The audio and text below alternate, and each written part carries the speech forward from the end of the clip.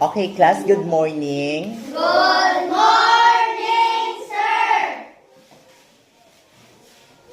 Now we will have a color reading activity. You are going to read the color of each word. What will you read? The color.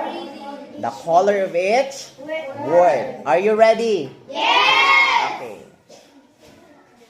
Let's start. Red! Oh, what's the color?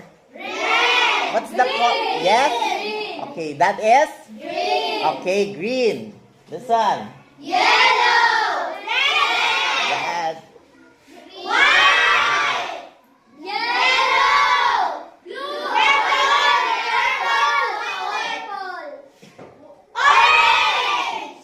Pink! Orange! Golden! What's that?